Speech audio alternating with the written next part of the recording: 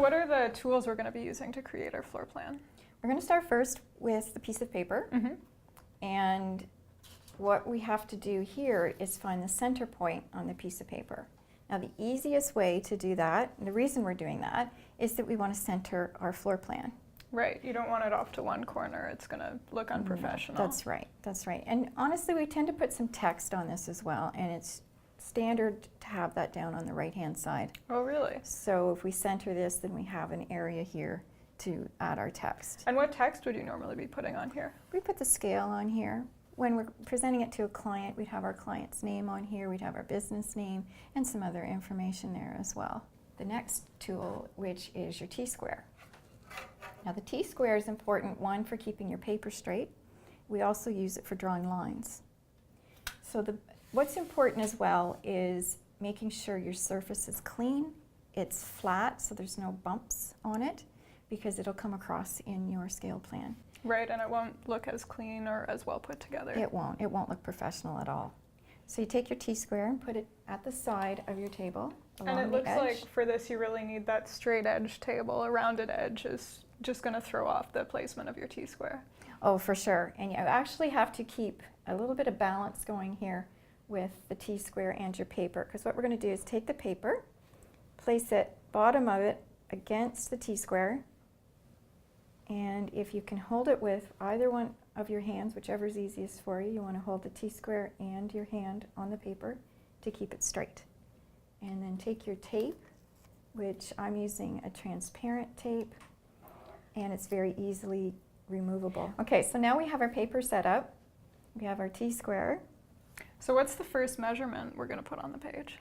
The first one we're going to work with is this longest wall. And do you always start with the longest wall, or is that just personal preference? It's personal preference. It is what I tend to do.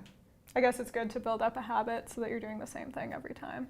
You will actually tend to do that. You'll get habits when it comes to putting your rough sketch together as well as your scaled plan. So how do we start putting this measurement onto our floor plan? Okay, so this is where your scale ruler comes in really handy.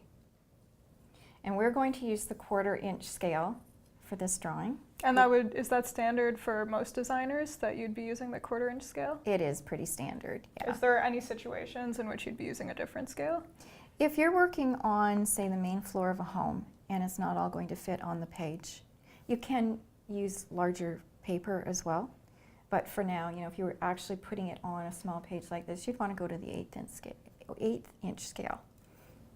So we've got a wall here that's 18 foot 5 inches. And what we want to do is center it on this page.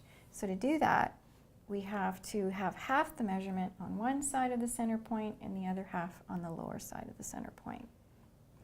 So because this measurement is not an even number, we can just put 1 extra inch on one side of the center point than the other, and it's really not going to affect the appearance at all. Right, so that'll be, just so I'm clear, that'll be 9 feet and 3 inches on one side and 9 feet and 2 inches on the other. And that's correct. And does it really matter which measurement's going on which side? Not at all. It's, I guess, a small enough measurement that it won't really make a difference. That's right. That's right. So we can go ahead and actually do that now. One of my last pieces of equipment is my glasses.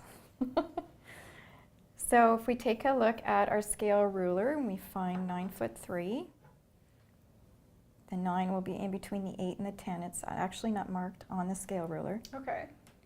And I always go towards the inches and place it on the center point. So if we do 9 foot 3 on the upper portion, we would set the 3 inches on that center point. Okay, so just so I'm clear, I've got that 3-inch marker set right on the center point, and I'm looking for the 9-foot marker to put my dot. Is that right? That's right. You put your dot at the 9 feet. And try and make it light. Try to make this initial drawing as light as you can. Why are we trying to make it light? Just in case you have to erase what you've done. If you've made an error and you have to go back, it's a lot easier to erase a faint line than it is a really heavy line. And it'll make a cleaner floor plan, I guess, if you can't see eraser marks all over the place. It will. It'll be a lot more professional looking.